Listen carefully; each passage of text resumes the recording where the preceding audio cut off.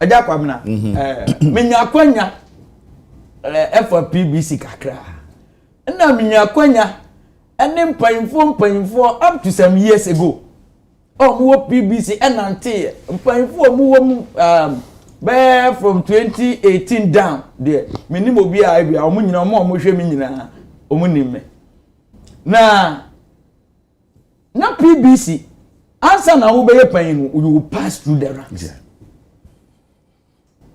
You will pass through the ranks. The current FNA na mitie no some time ago.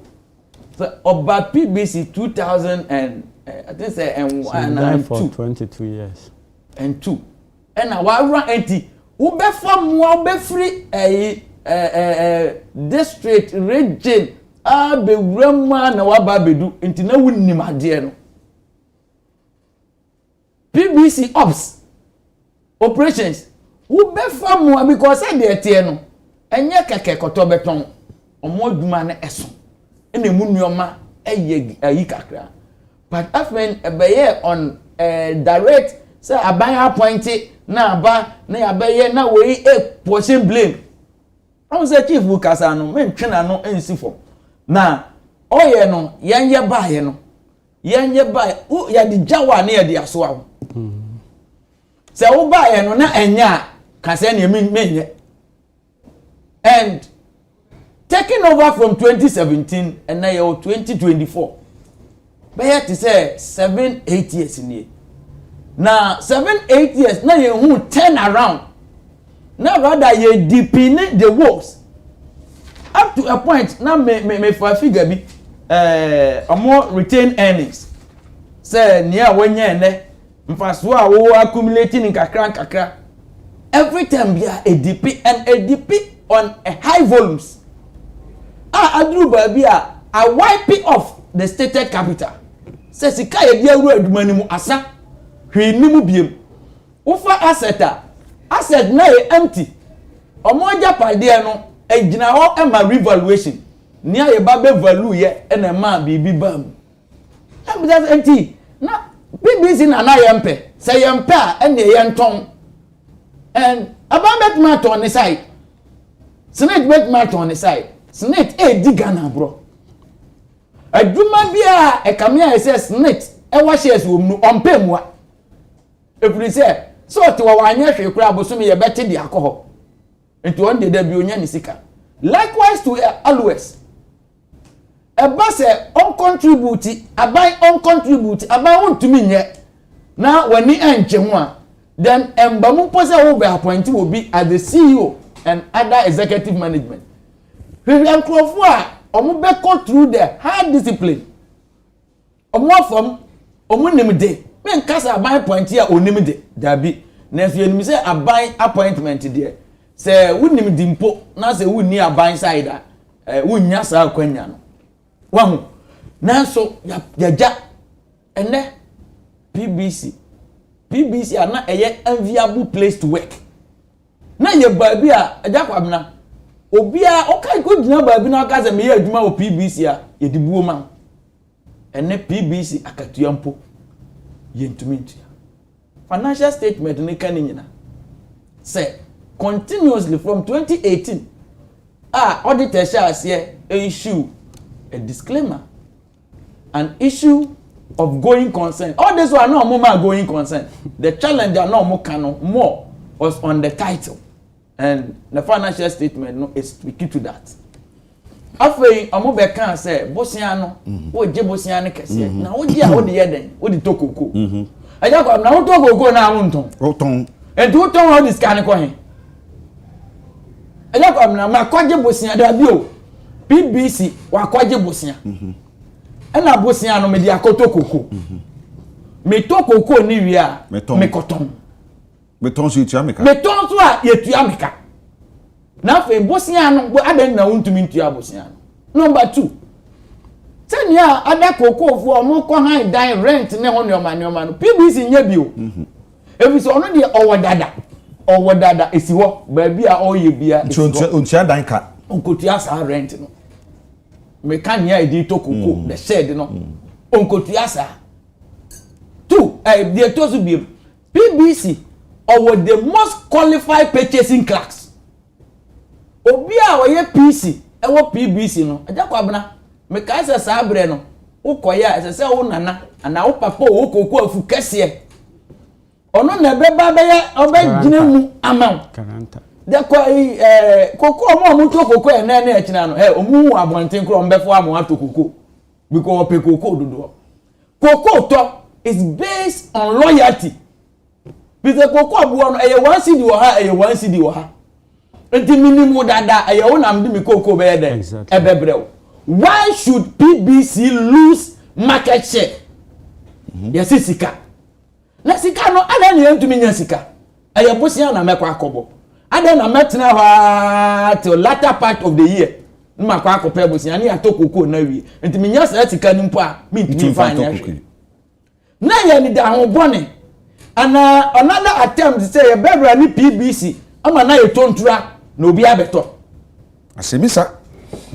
Eric, ba wo so wa twere PBC nsem ya.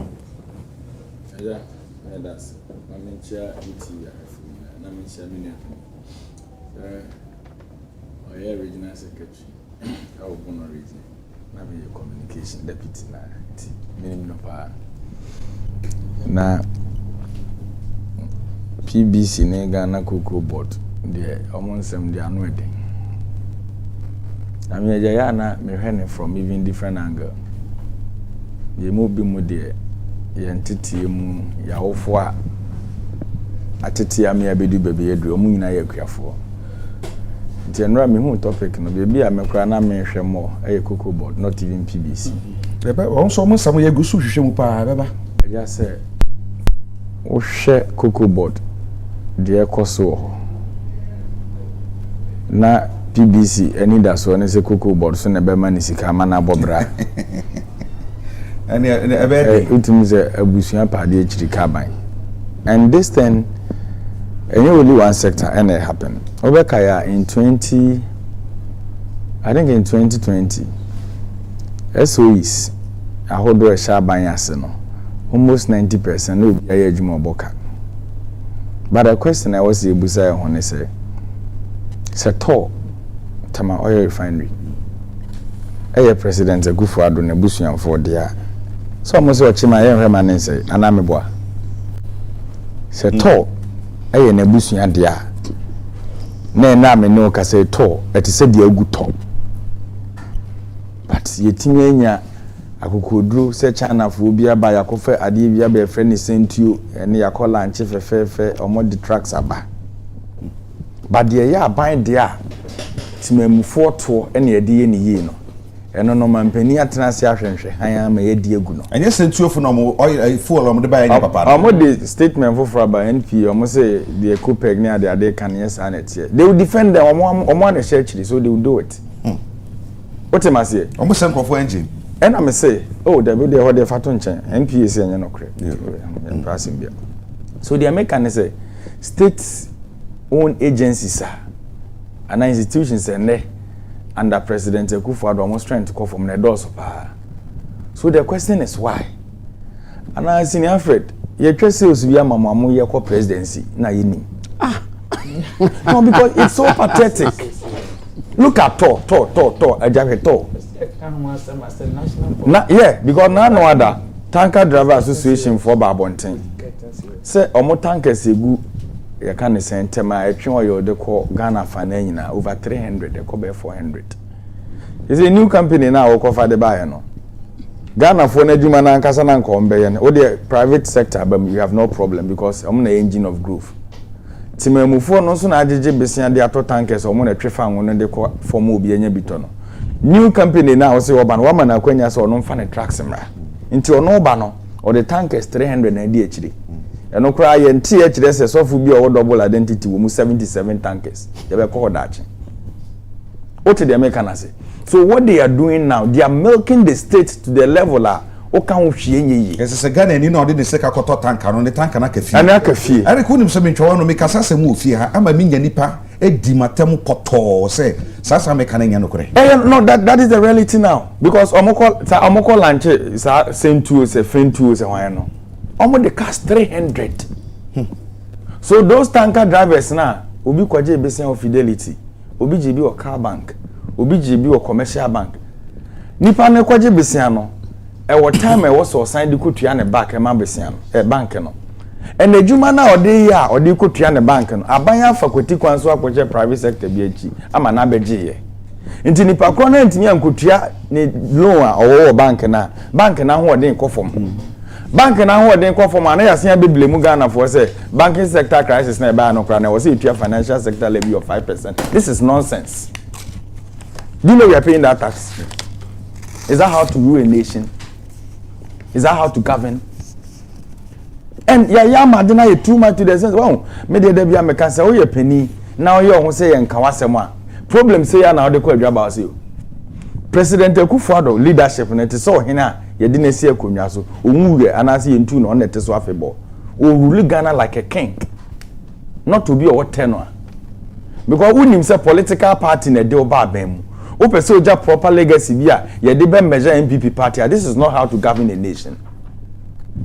Cocoa board from 2017 babisi 2018 no 2016 2018 ebisi 2021 unim se cocoa akra for akra akra ne cocoa bag ne entum 2017 to 2019 so unim se ne entum oh yes okay yeah unim se ne entum the first increment buy answer na anu de be ba na you 40% can say 40 cedis o say then unim say for the past 7 years senior Alfred mutua cocoa bonus cocoa board for na mutua bonus cocoa bonus ahwan tua ma hwan cocoa kuani na oton ni cocoa no bonus na yetua bonus or the checkbook kwa me ya wo me say break room I know those things pa they don't pay unim time na yetua bonus makuafo yes o carry cocoa no ha na ye de ama wo da bi ye twero ni nyina gu passbook no yenim na ma o bags a waton in the time abrabo no mu ayeden na ye hu se cocoa kuani ye sika no cocoa ni ho no wo wa esi bonus aba o na anija basahwi yes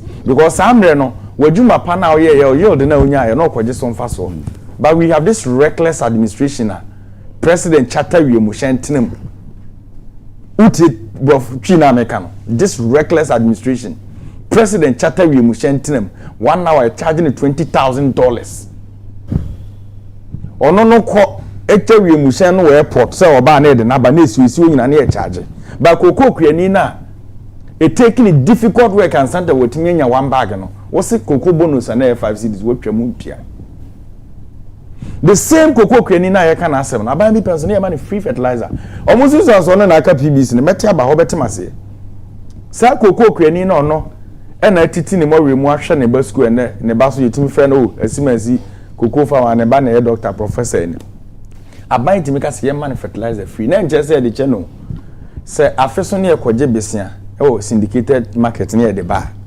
ye calculations ni nyina awia aban dwene se kokko akuafo no se uja bed ni na to mo so agya ya na ne ye den enti se sika ne mfaso aban ye ni bi ne mfa to fertilizer mo back ene etu ni din se free fertilization policy and I watch ene na eche de ma akuafo aban we buy we have the men for akrache for aban kokko fertilizer ya tro not for sale not for sale. You have a reasonable mind. Enim sadi and not for sale. These people were selling not for sale fertilizers because they careful nimi and sansebe or munima kenkai. Is it not an insult? To the extent to say a careful intimate fertilizer and a big whole pro. It was a few also. You could see a fertilizer. This is nonsense. Excuse me, baby. What is you see fertilizer? Nipa. Yeah, fertilizer here. And you did all this thing to the cocoa sector. A bad day and a cocoa sector non conform and you're prosecuting Opuni. Opuni, ASCO, Ghana Cocoa Board. We were doing close to millions of tonnage. And the cocoa board at Amefa. None other Yakope syndicated loan, her brand near want it. Almost stress in Ibina account with Munina, until I'm a free one ebano. From 2017 to 2019, an American cocoa board staff near 2 market 63%. Eja auto staff akatua mu 63% staff no soro obotai not cocoa board office na papa na ono wado ama ni nsem osi cheche one ne yire upi omokurase da bi omo ho bon cocoa no o say within 3 good years now onto ne cocoa and you are treating people like this And then baby a trigger sa dia bi si ha. So okasa na metie no pa. O se mo challenges no fine. E si edu ba mi hu se na okasa o ye frank. But we are politician. E to da o ye frank no bro so a obenya problem abem. Ntu ntimi nkansem bia wo se woka. So ye de ka even cocoa board cry the sikaba na omo na eboa ya ebesen akoto your account kro no ma on bet. That is true. Who doesn't know? But the issue is se adwuma bia wo ye adwuma. Na se unya daje kwa ba bedu level na waduru na chese nyama bi nkoyie. Okay, can ye pen so challenges are never. But me question am business senior and say.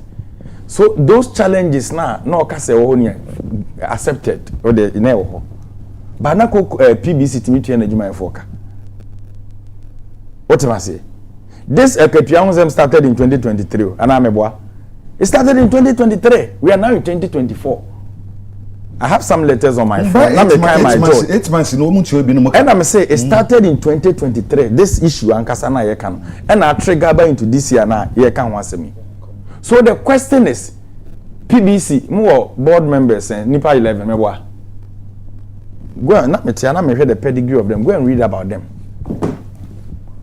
Koko kuyani bena ono ti koko one like board no koko kuyani bena daso say bi ono ye just normal farmer ono onim hwe onye krachi ba ko board no so yes there be o ye normal koko farmer chese onim die bi onye krachi no was krachi what krachi na say onim ohun ade ontimi nkan dango na mede okono I don't think say any pani bi board no so ene ubehu obi oje national best farmer kura no ono no onye titikuafo na omobre no ono anya ni sika ena ebi ode atoto afu na nkofo gu ba tete ye kakuani a ono one na ire ne ma nti na ye papa mo wododo no oko kurase a nipa ba ko timi wo be 13 because ne ma ne na ire mo ana na ode omudo kokoo no but today asesa nti if indeed enyema asesa things ought to be done well is it how I was he treaty enyema na PBC they na court no man that some judgment no I think I read it.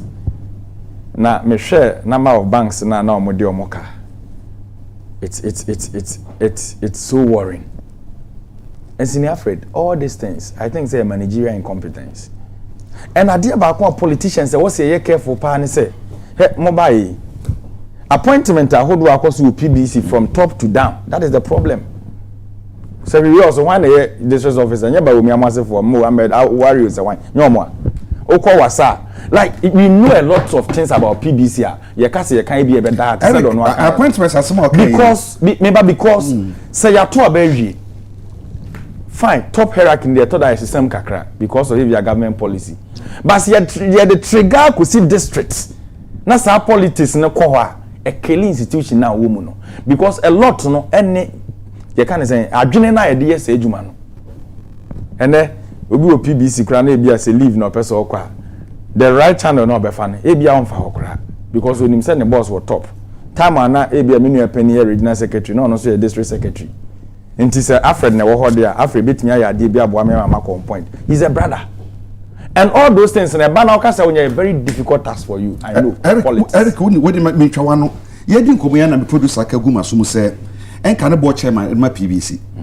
owura onunyafo ginyase osin sam ye ka no wa hwe ye pa no wa nsam kitu bi ka enti so obudu mansa say mo ni din o Debbie so oye former board chairman of PBC enti e dan a ebi usu ehunu bi oho bitumi den acha honorable me pa cho ye da wase no bra no pe ye ma wache yes me mama chi me mama ti fo nyina jo anope yen koma ye die e na wo so pese do anu tum kakra wada roma ye tie o mini me da se wa mami sa kwenya no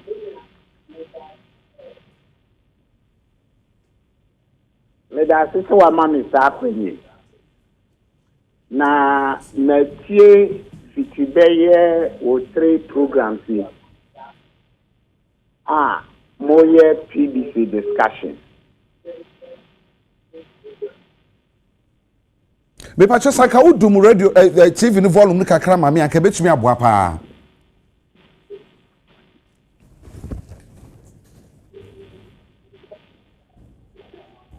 Okay. Eninti enema no bi wo hɔ a mabobɔ so a mepɛ sɛ mekyerɛ magyen kakra wɔ ho. Yo. Yɛyi ka ne sɛ me bɛyɛ bɔkyɛ no me swear oath of secrecy. Nti nneɛma bebree wɔ hɔ a mempɛ sɛ mɛka na bɔnten.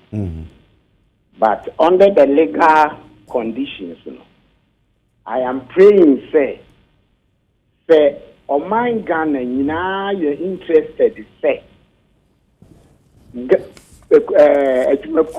say PBC. And can you know Muya Jumapa, Edibu Quafonia Jumaya 4, nominee a day. A day year, and ye, Namese say Abanya. Or to say, I am a buying.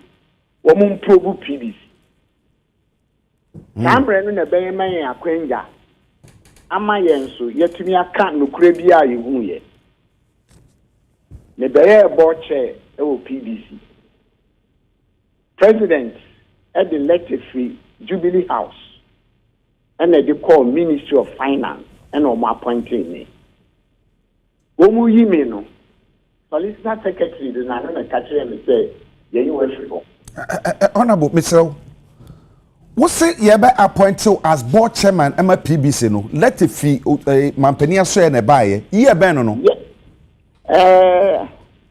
That is, I think, 2022 January. Let's refer. Okay. The refer kakra.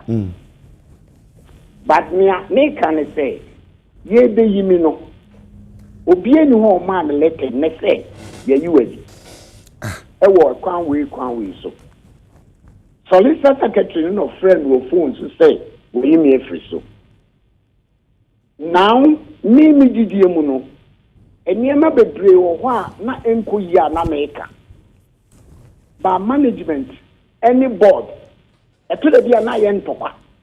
Say aden na wo ka no kre.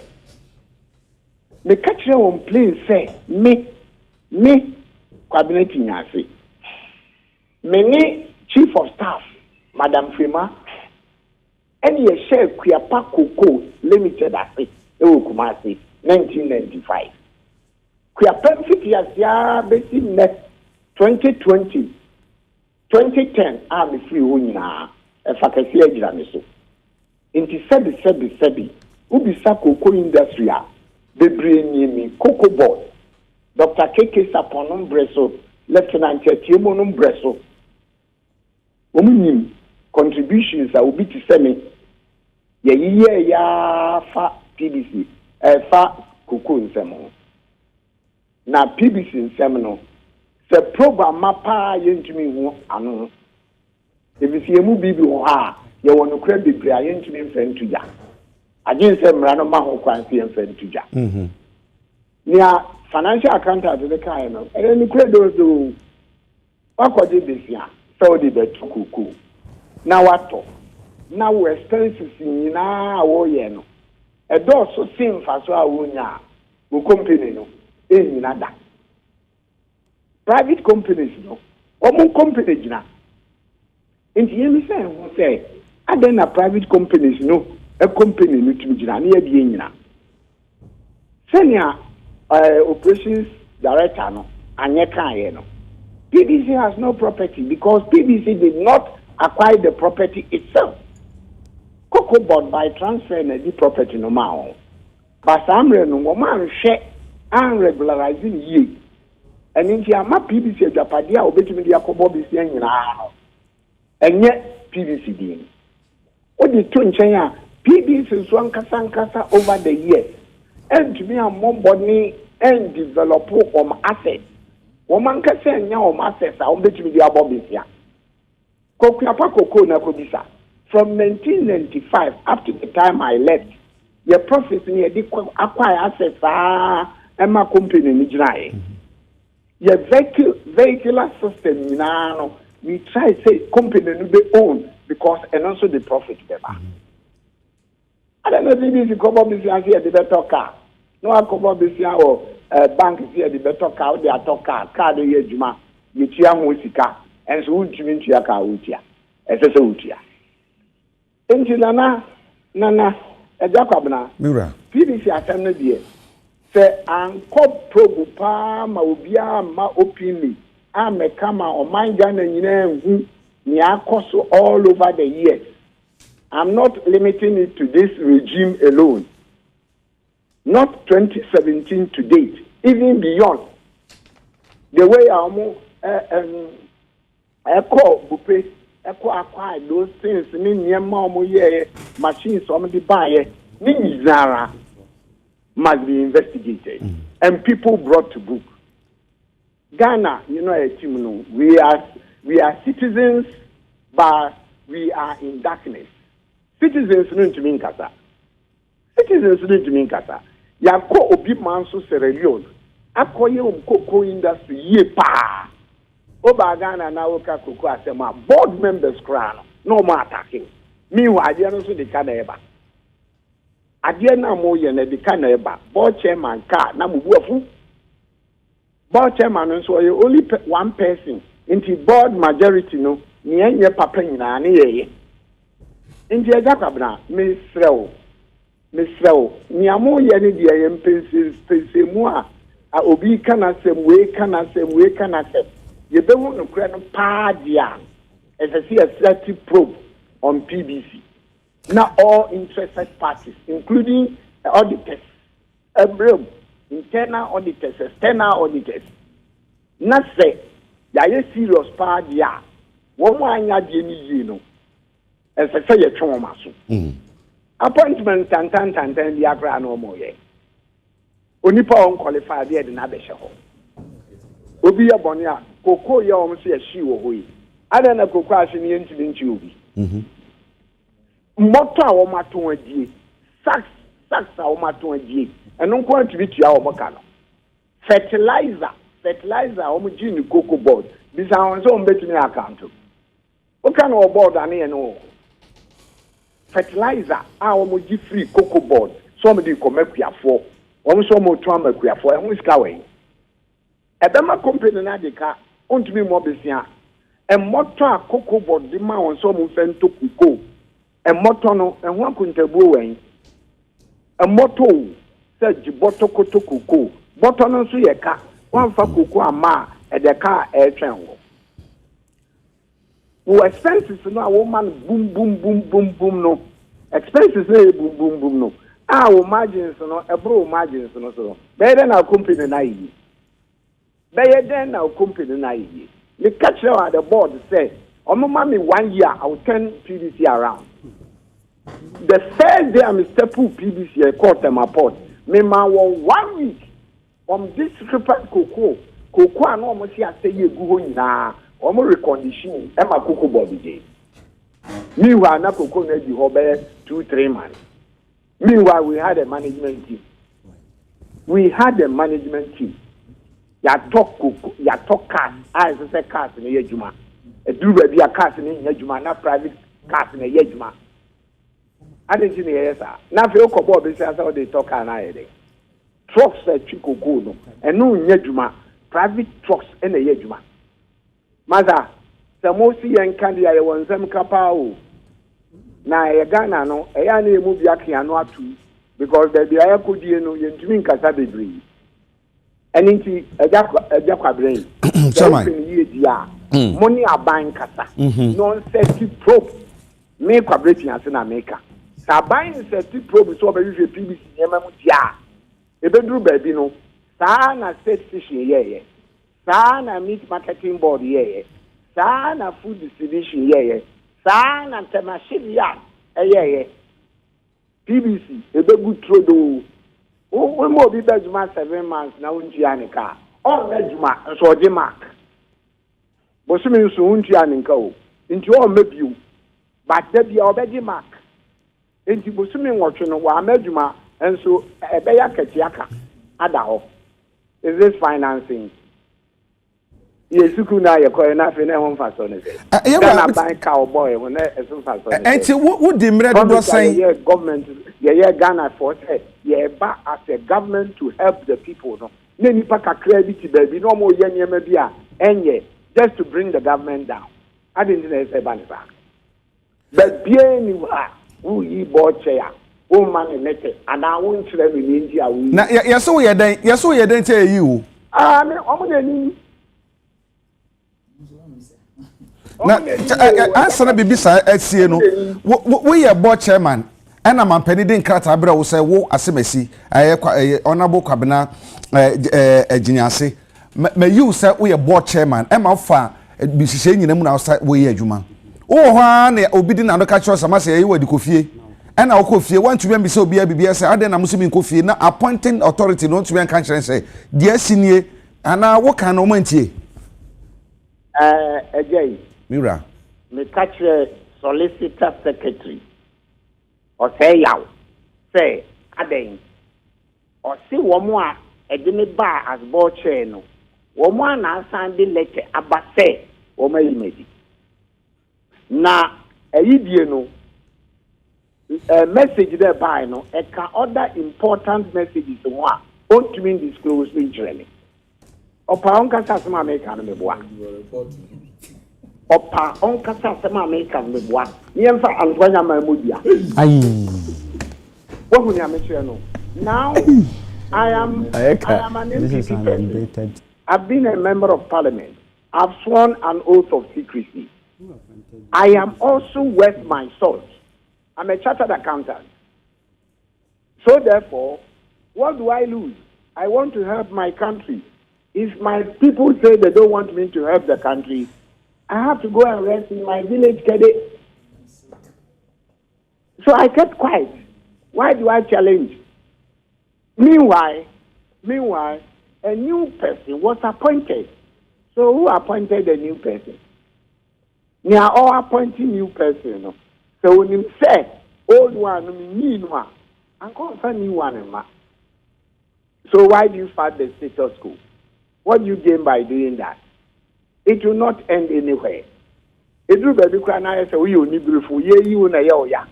It's Anya we need free hobby. But I mean, free PBC. I came to sell my knowledge to the nation and to help bring PBC back. But I didn't have the chance. So I kept quiet and slept in my village. I'm a happy man now. They recognize that having left PBC, I am Kwabena Aginyase. A crabber for that matter. Honorable Kwabena Aginyase, what the minimum say and come up bebre ho esisi na opani edi ni din komo yi enka ne kade emrahye MPP amayoku no dinimu wasum party na chepa ena party ni hye na nyonyam be ye no kade emrahye bedwani ena osan ko bio wantumi ani nkunim wasum oman Ghana yaka koko sector waben wo hopa sedo kan no eye kuapa koko from 1995 on the current chief of staff Mami Fremo Pare eno maso musa kwapu 2010 na ofiri ho na obeye board chairman edema PBC in somewhere 2022 mampani aso ye na den krata ne ko fa finance ministry wura bebi ese wura bia na ya appointed no afi ho a ye de letter ano na ye se ye dey nedi Let ama means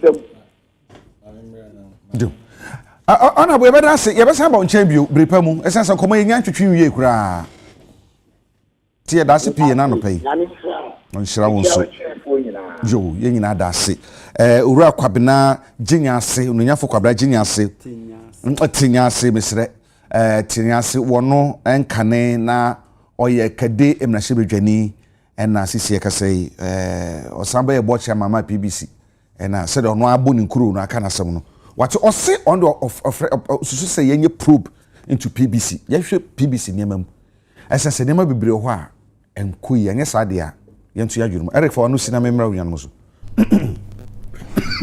na so MPP former MP ya ena me amenu afred so MPP ni and a mini on TNC MPP. And then there's a moment of truth and yeah, because Sinafred was honest or candy with him. We were in Suba not say honest or candy with him. So whom do we blame now? Despite Agya. Bra. No, the American because one say that's why don't to be blame. Say about me strategy ne no modern nam no. Ye nyamia no. Say enyu bia o. Huh? The hardship in the economy and economic management team because no new vision. The happening at BBC. One say man no kasa no about managerial incompetence. Oka ho asem. E no be kan fertilizer mo ayeji aye ntimi ntua. Cocoa butter ayeji aye ntimi ntua. Me start free cocoa butter now ntima say. Cocoa butter say how a procurement officer omo nya adwuma papa bia o. Procurement omo aye ne fertilizer. Omo kwaje syndicated loan ba. Omo timi di mu be 40 almost 50% say procurement. And na trigger be do down hano. So now what can say be o say na ye ma cocoa butter na wa nkoto cocoa wa nya cocoa antonso a butter ye ka. Ana so tabro na manase. Baby although say staffs na bi suban ye te say de o ka say na amamfo twitwa eja to ba bi ne de keka ho no. But eja me a politician te say menu ano. Say ye see ye honest whereby I buy being more meddle into a lot of state institutions problems they creating here. Let me be frank to you. And your political leader be an bit me taking some decisions. So, Ubi to say America J, His Excellency John Dramani Mahama ba. Near the Miyako PBC, ABM a regional director and officer. A bit take chief executive and I say, Ubi are very disciplined. Say be to me Ubi Tinyaka. Obesha party angle ne free banansa. Inti senior Fred, some of my district directors no. You're more creative losses, and they are more more party for now. What are you doing to them? You know, why the district office or wasa? Why not him no? There be maybe so do any more money now because one creative loss, mama. Oh yeah, way. Coco, how many bags? Agya. Over 300 bags. Then I'm there, no. Agya. Oh, these are the issues, so. And the band is Hana, don't expect they will never they will blame you. Because any partner will create mess. Yeah, 300 bucks and I can't try. You who the air no. Obeko another district, no be so creating more than if you are near Bonnie and near 2 amount. What will you do?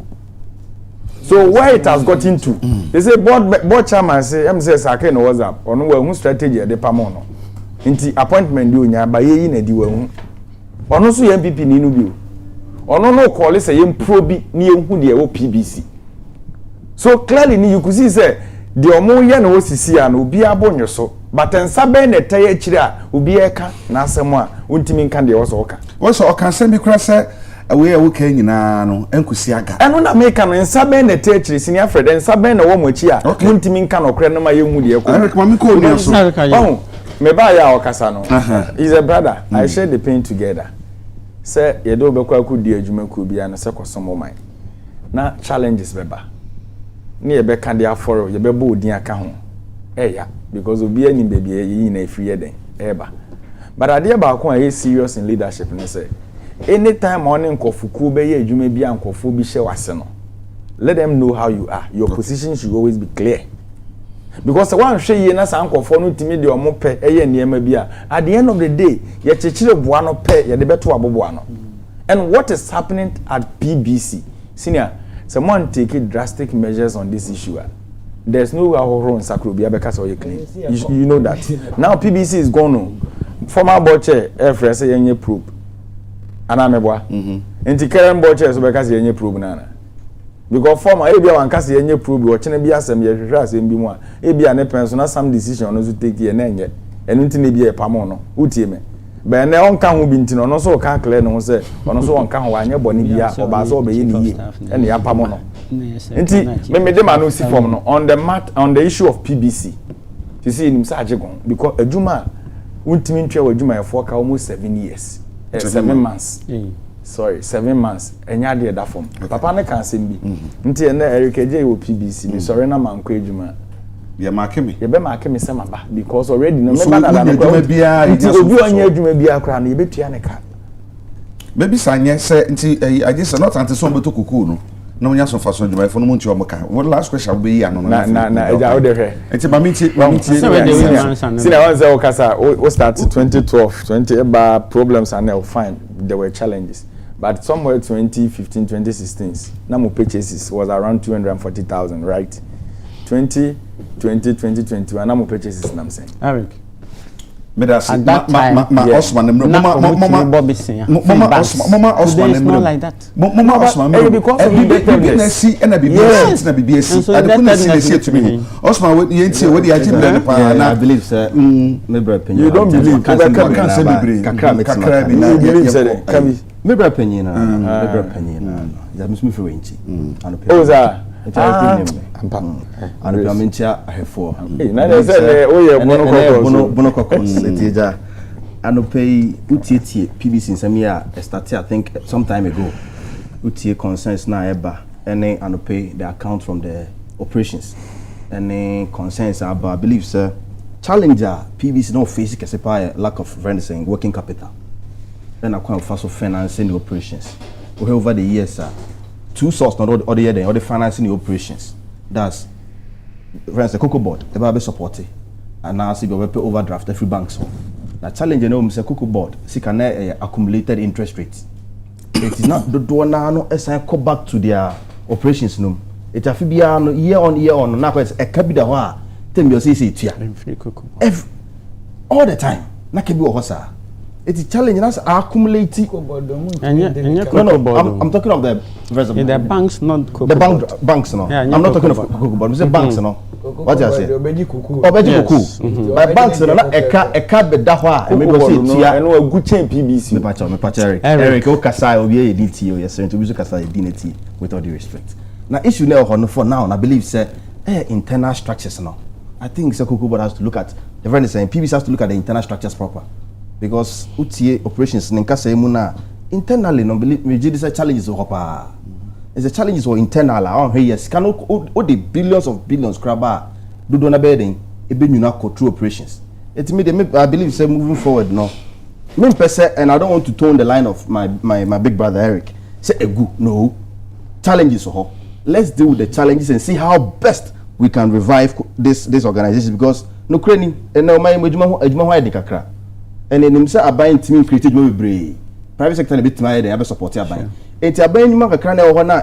complement unemployment no let's see how we can strategically restructure the operations and see internally how we can put in internal mechanisms because utie bupedie ya because she koko ibi so it could tell you say nuts utie friends Ashanti region dey so because she be it could tell you say internally no there are some rots man for and sentini your management wo ho no yenim so bia ye boni bi ade ya hie ye hwemu a uti anya se moka na asa branche no akose no enti se ya hie ade na se ya che onipa na se de ne famra kwase be se na ho abranche ba pim na ye se so kodun sa yes o jane yes o so kodun sa ba yes o jane na me wa jane I believe we are criminal issue. Police station or police no it's best. I believe so let's deal with some of the issues as it is. What the politics before for I will send can I think a criminal Eric I won't allow you to Eric don't say that what the man kasa Boche no let me make this with my phone no BBC Boche no my son it's about to Johnny Kumase no and I'm saying what is the political affiliation problem no what is the political affiliation with about to Johnny frank with the matters no what is the distance politics what can almost 15-20 minutes Osman also frank I don't know can see any politics it's about to Johnny Kumase no no nkwana make okay me that say Eric J Eric, can I continue? Me too. Yeah, we that's go to me side besame. Eh, baby, so no one who can obey. Me man who can. Man who can. And the matter so we need. It's your best bebree. Say, ya share the operations of PBC. One train a good cry be hard journey.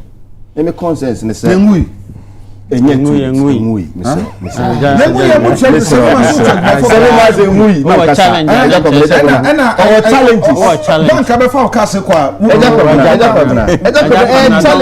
Let's turn it around. Operations was ngui. And maybe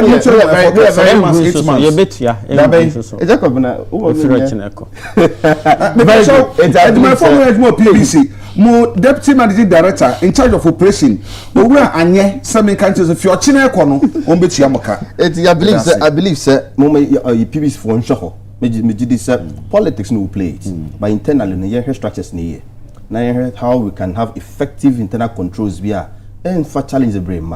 And I think last one on a brand now we kind of letter from Labour Commission for no. I believe that on my Whistleblowers Act or who can say or report to some challenges are why they working in the organizations. He has every right to do so. Yes. But I believe that in reporting, we should be very careful on how we report. So you're reporting the Kwabena, you know, and quite a say we want to vilify somebody, and I perceive create a very negative impression in the eyes of people. But yeah, we will look good to people. What's the point I see? So I believe that they should take their times. I think that he was doing something right. Circle report. Eric Pacho. Let's take away the politics. We will not go away from here. So let's take away the politics.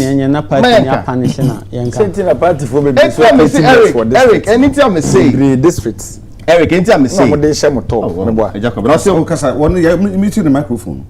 But all distracting me. The American is all right, or report some of the issues, right? But reporting, what was the contents of his reports? When you say me asama PBC say me yan kran na metio metina me chin papa adwuma form of problems bom to be kasa so bio ano kan e be yiwe. It's not true. Okay. So anya nipa ba ko nya mienu anya mantam ba ko anya mantam mienu so in can say kwejo entira na say mon krofobia hwe letter kraba say sin region omo say vote of no confidence in ema bi omo so mon chom sika ma omo anytime can say internal mechanisms no yentiminya systems ni ye reporting also at least me a worker let's be nko here I need to have an environment which I can easily report with the fear of say obi be intimidating me. What's my point? I believe say ni na be boa in the operations and management of PBC.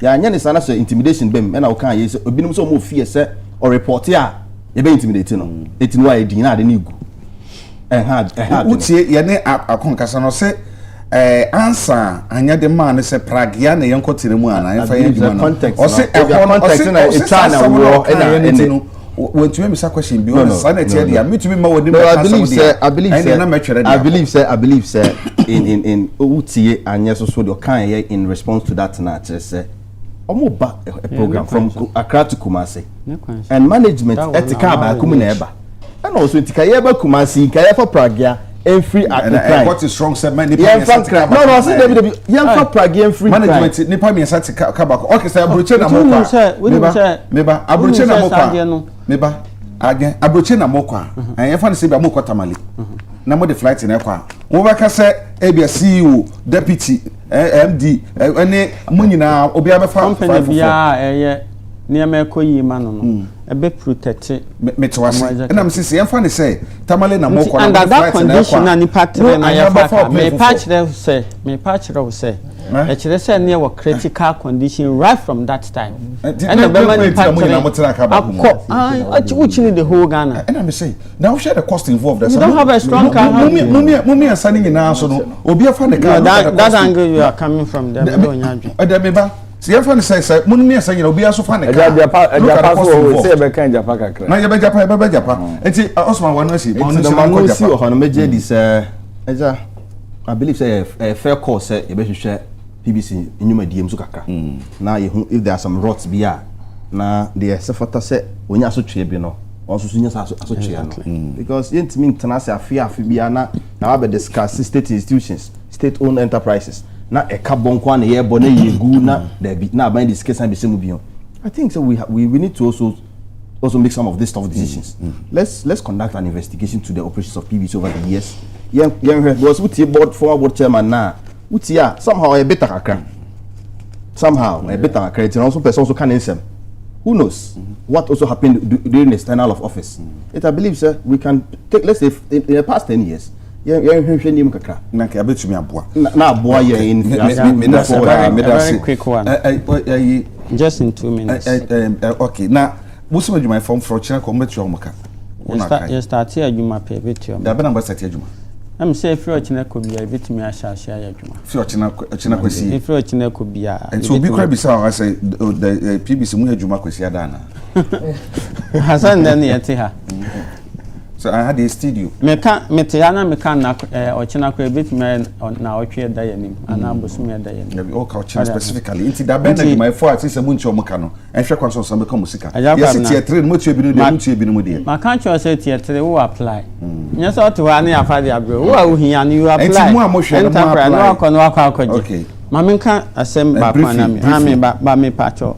Me nua kan restructuring. Ya restructuring for 5 years. Plan no e wo ho no ma ya starting. Because of the risk, now Eric can't district managers. Kabeba, if free. So, Kabeba, if free from Honeba. And yes, sir. CMC Toko, depot keepers from Coco, so district managers. A Hona can hear them. If free never to put two controls. Says here in PBC, I dare quite fast with this field. In fact, canina. Ubekona ya t-shirt na ya chiche sika no yenye ne sabim yesi ya transfer sika no ekọ to the extent say ya said this time ebekọ CMC no ho ewo ne wallet so na de atua ne ka no obi kura nsa nka sika anye den ankwa ankofa so many internal controls now ye buy no bibi to say guarantee obi be SS or the bansa no abe district manager na bi ni ho e bi ni ho nti ubekọ no ubi say nipa na otimi kofa building plan the guarantee our the buy no I mean from 2012 na American so high risk some nti ama district you know ye kan ho asema Eric wo kan ho asema ya show bi say one bond one year bonding proper bonding no unya kapre na ade atokoko ya sha sha ide no so ye adwuma restructure no so me pebre anya me pebre na ya toa PBC samsam no so anya sa ene ye dey almost 2.5 hours over 2.5 hours ene chemical say ka say ka be 4 hours oh that be in some dey bebre wo ho next you can make sure kwan say ye dey workers na wo ho no ye workers no be beba FNA so beba ye dey FNA no so aba na ye dey former administration for no bi so aba na aye purely PBC. I like the probe now. Probe aspect now. Yen can was say. Yen probe ya whatever to whatever. Yes. Your man Ejapa de or man Ejuma. Eric Ejapa. Ejapa. Yeah. Na say the area ti betimi eja director kwan na. Anya hwe wo de wo de Ejapa de onka ho. Ye ne yenye Ejapa. Wo de ebia na obeka wo. Na meti ha ne wa keka kura me sori ya na wonto aso ka. Eric. Senior. That's last week any yen central phone share mu. Ni nyina ye about Ejapa. Yeah, somewhere 2020 crown no mo yes almost send din na ye na asase royalties. Ejapa no kan me de ne tofa bomu ni say ya busuanku bi a adwene bone say o man na Ejapa de kakra aka no so no I was see na one year fa na da chinchiri man ya bebre me that is my definition for the whole Ejapa deal adwene na ebo muti na nye adwene no the onset na adwene na nye Ajawa ho Kwame Nkrumah beji independence obedi Ghana konwa so no na your population na somewhere 6 million ade ni endru say you ba Nkrumah timi dwene hu say emre bi beba Ghana population be kosoro editama no wo ye akosombo dam no wo ye dam a odwene say daachi population no kosoro be nya anyama hoden free wo de amani paku bebre yusu bi time omo ye vaco ni those companies akese ni na all those leaders anticipated said there's tomorrow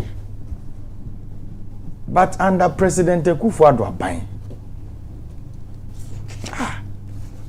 omo act as if say ene pamwa asa enu ntino this Ejapa deal almost started this conversation almost 99% of civil society organizations in this country eka said the mampani ne ken ofori atamo de ba na nye eye krono ne yepese ye bo man no adan a o my Ghana asase musrade na e wo form na ye gudie no omo de omo quantify ehun dodo ayewo enti sa dodo na ayewo no ye de kwa kusi a wo akwaje hu sika me ye di ne na empo no beebi a na ye de kusi a wo no a bed in Sagana for be whom would near womb. Those offshore Yamana no more. Ain't you resi red flags here and support it? Ubehua minority in parliament always near normal. So this matter trigger Yako parliament, I think somewhere before 2020 elections. And I even my penny could for the cast or suspended because that the year walk it out. And don't forget, Sena Seminole War, OSP Akachia, na ye mun hwehwemu. Eja kai say Japan investigation and I'm so Martin and be resign here. After so the risk assessment report in the buy no. And obeka kire Ghana for say opo bi a oye sebe kromfo anaketa sisemu ochiame a mampeni ekufu ado na ankasa is the mother serpent of corruption. And ye can serpent owo mu primary keta sisemu no. So how can the president appoint the head of OSP? No kway investigation by no mampeni no appointed no the head of corruption into adwuma no ntumi ye. To the extent say in the said report Martin do catch Ghana for say ne life in danger wa resign. In the said report Martin do bobo companies a eye nkofo eye mampeni ekufu ado abusuanfo a omoye beneficiaries assess kana na bia kodidi omo obo African Legal and Associate Gabi Ocheda akofem enterprise insurance mo kendo for atadia that Imara group ne de keka ho ni na no wan mo na de omo bae na de etwa ya wo ne se na no ada park omo debate 2022 report no ene ebisa CEO ne se na Japan amampani se mayen toaso gen suspend no mo bo ka bia na eja CEO ni bie na no a o se o Japan no ye bo ka $12 million on ze krono nti ya na o mo pese o mo ka ne cedis na ete ase $12 million no what the ba ene Ghana cedis a aye over 153 million Ghana cedis. What the call can entity sikamu de na ye papa ko 4 pen or tie kana or pepe no aye 1.5 trillion. Aja 1.5 trillion. Aden ya eno na ye car adwene no kra ebo omutim keke so mo be ye Japan o mabo na ade a wonye ye oboka and a park a sanction say they should go and bring further and better particulars. Public Accounts Committee. Yes, but I mean further and better particulars. The question is, at the end you see Jaimen, oh yeah, then I'll walk. Where is that 153 million? And then Chroma problems say wo Chroma. Sorry, Omaimuha. Problems in him say wo hono. Edoso. And everything is about liquidity. And me ade ba ko ha me power ban we hunu se ne ho kire ne pe otwe na ni hwe na chi o se yenye to otwe na ni hwe na chi pe o se emfa to mra na yenye ba se obetua to na enyunufo obi bottom de se it doesn't make sense. Me no ka se na no de ya pass emission levy eja yem pass e emission levy. Yes, se ya jaje atuma ye to ayi drivers mate o se obo obetwam omo aso na gitum na no ada ya pass e levy. And also a tour EPT obi and driver's mate or so about betwem. At the same time, you know you pollution levy. Look at the taxes you in the Kruma. Even financial sector crampo na move to be 9 something. You can say 9 billion or so then I hear Juma na more 25 year, you know. Must need to have taxes more just a recovery levy of 5% from the financial institutions in the account. Yes. Like you want to say now to me invested $12 million in corruption. Now as someone a higher kasani say na no ada kolebu na unit. Nipa mako dunkunu na ewuye. Woni ma de kro. Yes dialysis machine na like any man na de boss ankofo no ho ban no. Na omo de ka 4 million Ghana cedis. Aban 8 million 20 no na close down. Within a twinkle of an eye nipa mako 19. Say nipa we nyina Yankopon wo so obusa moja ni firi laji ba omiane na nado because mo busu ani nkan. Just 3 days ago I was watching the chief executive officer for Konfanoche. So he video na ono so say that unit na wo Konfanoche na come no mo so machines ni bi kra nya adwuma nti amanfo owu. And you can invest 153 million Ghana cedis in such a fake deal. Aja ebiem ye tikroma enche bia ye de ne etie kurase ne ye bankran ye wo ya enuanum keto be hu se nurse fo ne nampatamu na bag bi san omo ne ye de aduro so nkwada no mebo a sa measles ntenchem ne ade no under president Akufo-Addo yete na anu ada na omo se aduro na shoto nti enkwala ye wo omo some months no na even aduro mpo ede be so omo num se be prevent yare no ni yenya but aban tinya invest 153 million in corruption aban betena konwa so 8 good years mu ne ekwi wasisa curriculum even printing of textbooks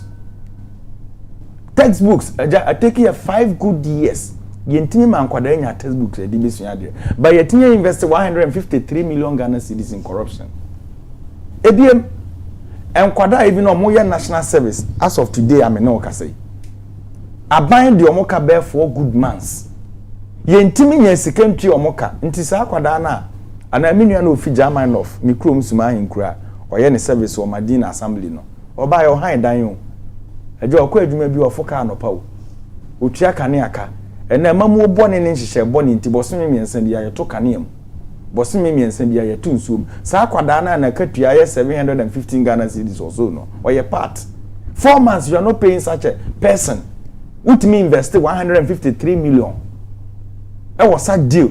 Aja, you see I have a document with me here about the education sector now share a kuwa hodo na nsentro nhyiamu na Star Ghana for kan Action 8 Africa Education Watch Ghana CSO's platform blah blah blah NAT GNEC CCT World Vision all kind this document problems per where education sector no could you believe it's a part of the northern parts of Ghana and kwada omoda forma omodo omofusu na three classroom dey over 1,000 could you believe say in this same report part of the northern and kwada no bi hu computer da yes we be so bi omo research no be so bi say mouse or see akura computer mouse or see abu akura and you investing such monies in corruption and then me know cause we pressing issues in this country it is all kwada sorry na onya aban pen inform ye be ka kire o say ade a yesi enya yesi etwa so ye yusu kaniti ka be 1.5 trillion and de akom na sa ankofo na tinya the guts asen be gina Ghana fo anim so mo san so new vision na no it is possible na it is possible na we hear 153 million na untimi accounting we should grant you audience again because we are fools as Ghanaians sabi so your problem with a Japan say a Japan another avenue aban we dey create lutu ashe eja another scenario ye wo ha ena mampani ebedi akire laji ba omi jackpot man okọ China okay ena o se Ghana hit jackpot 15 billion bi so okay ya we beto graphic enim kakra no ewi omo so omo ba be Sky Train senior company na ye se ye ni omo be Sky Train agreement na apam bia ma yentem ye tua $2 million akoka omo meanwhile keteke kwan ye fasoro ye nya bi okroma na Sky na e wo form. How can reasonable people sit in government, enter into this fictitious agreement? They be your man boka. The same thing on your PDS, the biggest ever scandal in this country. Because ECG asset, over 20 billion, saying you created companies, more the Baba form, or Namfu form, we 3 companies. More the Tiko, some of the Kwako Moja, na dear ya woman eligible womia, or a dangerous time python in politics. No day. Papa we. Omo ye everything we ya omo de bank guarantee kra na ediesia wo wase de be ye ochene bi asemsi a yakwa akodan no alaji ba omi afa ti na omo ko ye insurance guarantee uni ha na company ni ye se ye ko hwehwe akuti ye ko na exist eno ono so o vision obi anka wo ton ye japade ECG edi with fake insurance guarantee ono o fake vision PDS enko fo be gigi yesik over 1.5 billion akam electricity bill where is the monies. And the law firms are not able to mudi ewe Japan no mo na no mo running show ewe PDS. So this clique of wicked people in government and all they think is you your money sick and invest your baby and oko Ghana omo Japan dey na Ghana. Okay. Nti enye wan say some of the top hierarchies in this administration say omo nye local politics because omo international politicians. Omo ne kire who rules in Guyana. Nti ye sika omo so an kroma nyina na investors. Opa for phone na check Ghana investment the CEO obeka so any position wa bemu but man penny to on the actually they think we are fools and the year catch them on some why ye be a ye na bone be ne de ayam bone agana fo aye nyina ne se yakofa alaji ba omi ane na nado aba based on what they said say ye be ye Ghana yi okay na ne da sorry ya o man no mosi ne koso na mo bone se na me da se na mo de ye eja me de manu si fom for no si 10 seconds patcho na unu anu me afre mo de madam fo ne alaji ba omi ya ne wo problem bi mo ne nkasa no onye careful sa sala mo no okoji ye businessman no 10 containers na okoji ye eja o businessman de ne mo aba mo no go na so letter o mo de letter financial na letter no media ye di ba omi letter head akoji SCZ obi mo 10 containers see dey come Ramadan na uko check ramoni mu ayewia okay obi businessman sika ontimi ko yine mo na SCZ akoche Eric Medase mamemba Osman so rice master ba omi a Japan sam minum sa ho sam sorry ye no yeti ya de pa betumi aboa na ebe ye beboa yen oman no beko nanim oman na Japade oman kwala ne da achi na sefafe bibi edruni sa $12 million sika ke betumi bibi and I say eduma no work in progress nti no ye benya so mfaso bi bi ye chire na alright eja kwapena me da se be eja pa royalties deal yi nanka onim se ye mining royalties now ya fi na ye je me boy from the mining companies and I buy and say your mining sectors na communities now no krani puntu o ho na e wo chire kakra it yempe a very innovative source of funding nanka yem find improve development in those areas. It's one of those friends saying this in about taking is your royalties na ye no yem pe kwan bi so nanka yenye the engine in advance your engine in advance then we'll use that huge sum of money no ebe undertaking developmental projects in those areas. That was the main purpose. This went to Parliament. Parliament gave it approval to this particular deal. And Parliament from both minority and majority. National Health Insurance Scheme, National Health Insurance Scheme was given a parliamentary approval. Eric, Okasa he did Obi Kasa me say National Health Insurance Scheme was approved by Parliament. Same way this particular deal was approved by Parliament. Okay. And whether you worked out or not, Parliament gave it approval. Okay, and then? But what you mean? Okay. And then some group of Ghanaians said there be omonti omo say tombeko ECOWAS court. Now come back then. Omako stop here buying from executing this particular project. And omo call court na court said there be concerns na mo dey buy here nimu no. Ye hwehwe mu no. Say bi onina so na wo mu esa. That was the ruling from the ECOWAS court. And na concerns na buy say there be special prosecutor, your risk assessment. Now I'm a report. And a special prosecutor, your risk assessment. And all indicates that there are potential corruption related activities. Potential. And now by say President Kufuor Sadia, yen holding on kakra. Now yen the yen to yen go into it proper. And send it to you rolling the program out. You did the program no. And last week, the friend is saying public accounts committee for in same. Let's put it on record. This particular expenditure way, any auditor general's account report more. It's not an audited account. Say this is an audit account. As it says sika we sebi akodi obi botom no. Ayen komodie and na air koso. And na Japanese ka say initiate the process no. E ka say ne ba yen kopim say yentimi anye the project na nkonim. But sometimes I find very interesting. Say me tie Eric over the week, material on other platforms.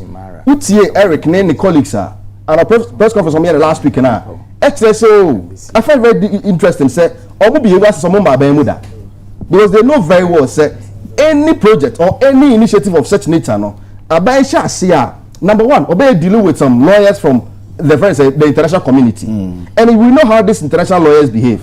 Offer phone friend, so your person who didn't come more. The moment I pick a call now, I start here then. More charges. Me patch please, Eric, relax. There be some are distracted. You see, funny enough, Eric, 2010, Omaimu, Tesla Police Deposit here. The late president, Professor Ivan Fifiatamos, Ebekati sword on the October 2010. So Obabe, Ebe Bill different is saying. XTS Korea fie bukai ye hu de dog o mai mo bebre Eric kan tire yen sa project no be part of one single house I see yen Eric kan enter back there's none and they about $25 million odintro me did $25 million a year ben no 2010 Check the records. Let me make my submission. Me catch Eric say. Was it 2010? 2011. Abai cut short on the 27th January 2011. Oh, test the police depot here. So that be see first phase, you know, and keba be see 30,000 housing for the security agencies. By total, ne kebe see 200,000 houses at the cost of $10 billion. That was the total cost. SPD. XTS Korea housing. That was the deal. Yeah, it's a project, you know. The late president, Ekatire in Ghana, for you say, the vice president, John Dramani Mahama, on in charge, the office in charge of this particular deal. Mr. Simon, if saying, you're Minister for Works and Housing and the current Speaker of Parliament. You're Janice Sincheng and my Minister for Communications, Harry Drisu, and negotiations on this particular deal. In government, starting initiative. What's in a STS Korea housing? And what's your book saying? $25 million. $25 million. For what? Feasibility study or what? Architectural designs. Check it. Check it. Oh, that you can sound ready. I'm happy to person your fact checks. So keep checking your facts. Eric, you see sometimes you know Akuyan Basia. You know Akuyan Basia, that's and a baby or ho. We all know how government programs starts. And yet there will be initial cost. And yet then. And funny enough, this Japan deal, no, now I go through the process in a review. A Bruce have a lesson first a London Stock Exchange. I do very. So definitely there were going to be some cost incurred. With the hope that yeah, last year we're going to generate this revenue to take over the cost now in care now. That was government's idea.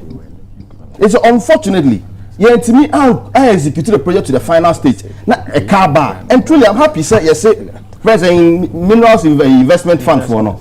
Amonfa detailed account. Emra. Near who a cano, $12 million, you know. Baby is can be called yen. Then we can have a proper discussion on it. Now, all of a sudden, are there any audited accounts? Now, MDC for Omuni Bibia Kenti, Omuti, now quickly let's go to the press and let's speak about it. Forgetting, sir, we have been in government before, and they know how government projects are executed. And see, sir, $12 million now will come with someone. We'll say at the end, we'll see for now. Because there's no, I don't think the Parliament ain't even a detailed account on it yet.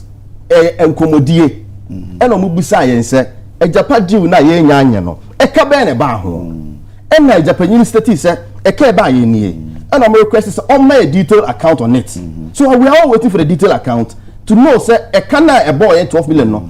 But I'm saying say in every execution and in every project that we execute there will be an initial cost I'll be undertaking. Okay. Before we try then I execute this project no. Okay. So the initial cost will be no. Okay. With the intention say say it will stay on the London Stock Exchange and that's generating revenues now.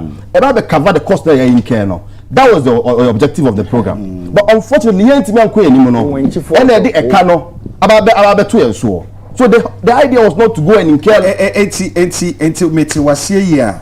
Sa sika $12 million ya yeka ho asewe no enye eka na ya bo aya shada bo ka no enye eka bia eye operational cost na wo ya collect or cost stock exchange market no me wo total cost incurred on Ajapa. Okay. Me wo ewa ha the figures no or see payment made by Minister of Finance to Imara 3.6 million US dollars. But where from this? No, at least give us the source so we can. Maybe I'm free. No, I wa muhundipa. No, source. Me pacho. Okay, myths. Anunie. Ajapa Royal Limited. Until they all come. It's presented to Parliament. Also, presented to Parliament. So I'm asking a question. Don't actually question. Don't actually question. What I said, Mr. Google fast check. It's also fast check. So what's the problem? Also fast check. What do you know? Come for. Okay. And total Minister of Finance payment per Ajapa $3.6 million. MIF payments and ebay. It is a ministry there no. Okay. Payments made by MIF to Imara are $5.9 million. For what? Imara consultancy. So meaning they are the operational cost. But they accuse them in the report. Martin is accused Imara. Sir, we say operational cost. Into operational cost, I call MIF for site, you know. preparation cost. Preparation cost. Yes. No, please. What the first preparational cost? Said I will be able to and you preparational cost. And I call me for. Okay. And I'm going to some information. And you can also check. So you will read it. Say the whole kind. Well, all my source of it. And I think we can have the discussion. And I say FCA conduct fee. $67.5 million $1,000. Is it OGL and I say OGL Global? $118.7 thousand US. And polymetrics and also $17.9 thousand. Mash $100,000 US. Fresh fields $499.2 thousand US. PWC $91.9 thousand. Staff salaries $1.542 million US. Zomelo and Associates any etoato sa nto kika ni nyina aboma akodu $12.1913 million US. Okay. It's eno ena that's the cost. Cost ena wa hey. Ncho chichimti staff salary staff ben na yetu amukasa $1.5 million. Eja, in terms can say I'll be very happy if May for no sign present or more detailed accounts to Parliament. Then we can interrogate it further. Okay, but the American say Indian men this for Mamo ko hide behind the fact that this is a cost be a buying said that kwako e say say opese or dey e kabre Ghana for. Me say my concept that's what I be party we dey want 2 minutes be pay na next week e be san to asase so. Yeah. Say e to brebi a ye run no man say e kina bi eni ho. Dema me kasa na say me sem ni na ababaye questions and say misa na me nua e kasa no o kan so na MIF pan no na e yankomodie na nya nkomodie e question e busa no e question e busa no because part of public in the way no na e say na o kasa yes under o kasa under oath.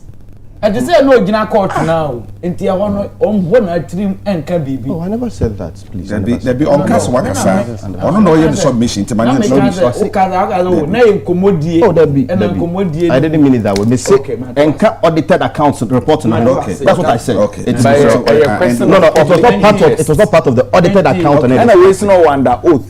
Enti no meka ho bia no. Enko ba say champo beba back abeka say odi me kan ye no nya me boa. Yes. Na ehia me e wa semwe mu. Eric, we are mepam with studio ha wati. Ehia me wa semwe mu. Number 1. For now this tabayanka. Adenti e no man panyin suspend ajapadi. Big question. O suspend and o twen said aben e no beba beto aso. You see, Kwabena e we mram obi a woni mra no ene sebe o sebe yenya efre won sa cratch for it me depend any book ebu obi akwase Jamaican ni obi bet ma ye bone kan enso won fun mra because ni mra no enti obeye no wo mra kwan so e kina ya nto ajapa so a sa $12 million eye over 100 million Ghana cedis. I mean, tama ya kan say 3 million. If you say Ghana about ye hwia na enye yi. Na ye a friend say Wyoming. Na endru 60 million. 52 million. E sika kase men ka say sika kwa. Echina. I mean, e betuma ba say ajapa yentumi nya kwan prosecute obi a because ye dey aduma say ye let's take it that way. Now you are to us because you are suspended their past since 2021.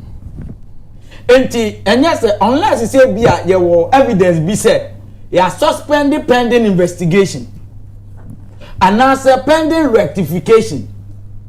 December 7th, you koto aba. Yen can say MPP and win and this and win. Now this is interested. Even continue Japan in that form. Agya Kwabena. Sa over 150 million Ghana cedis a PBC nya na management ye na dwuma PBC ebet magina I employ af and crop for onim say normally on light crop season and then assessor na ye PBC pen etumi yes adwuma ni ena no like obi adinyansa kwan enye no nko a it happened the same form as PDS the na ska na ekomu no eko forever enye no nko a yenya asamioma bi ewo banking crisis that be amasem ni say about 21 billion 25 billion do be can be I don't know how we can audit it yen to me because say obeda na wa be audit it na ye ni nyina bank bia ye take over bia no na bank ni wo asset ene da kwabna mi hu ana mani so eba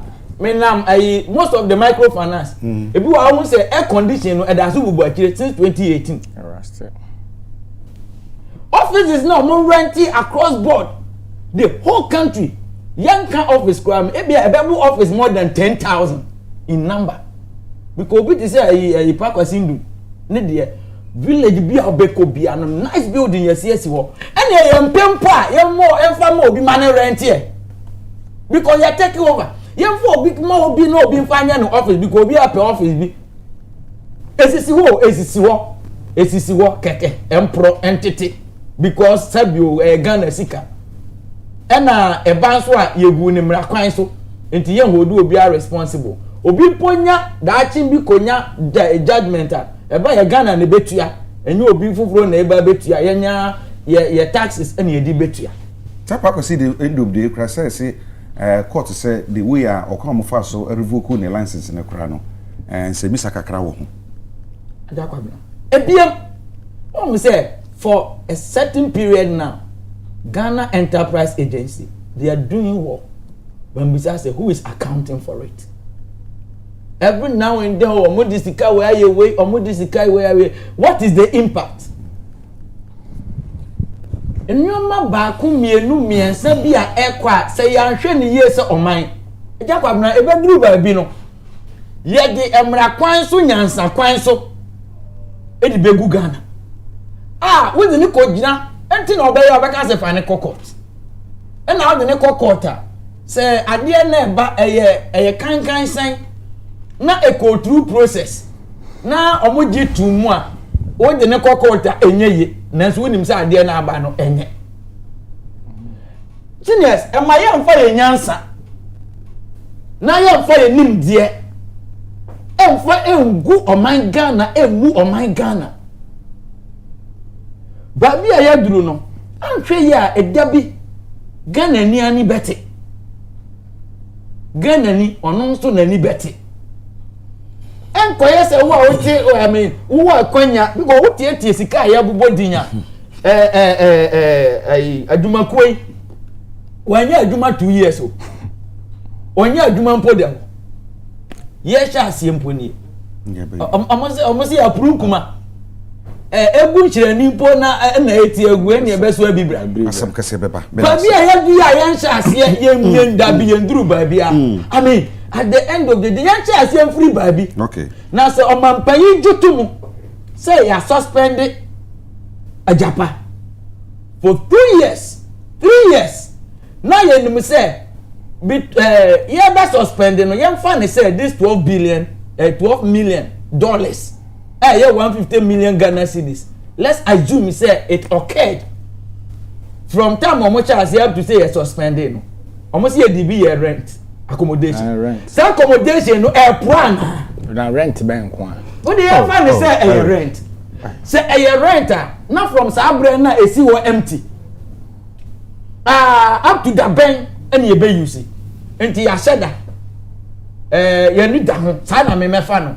Because anyasa minim sabi ompanyimfo mo nima sabi nipa obini bi enkoka se magi dan we asema ba ho enti ensi hwa se ye ye no da ben was there a timeline say me suspended no for 1 year for 3 months now ya back ye wadini bi se ye back to table ana I think say omampanyin na suspended okay omampanyin owo akwanya say obekire Ghana for obekire yemu okay say wey ene ne amaye na ye gya ne tra ha na akotra say ne PDS ekotra na krofo bi de ye nya sika hwe omboto set me da se twume se me da papa na obi se me nkinka message we ansa na ya sorry o say good morning Agya.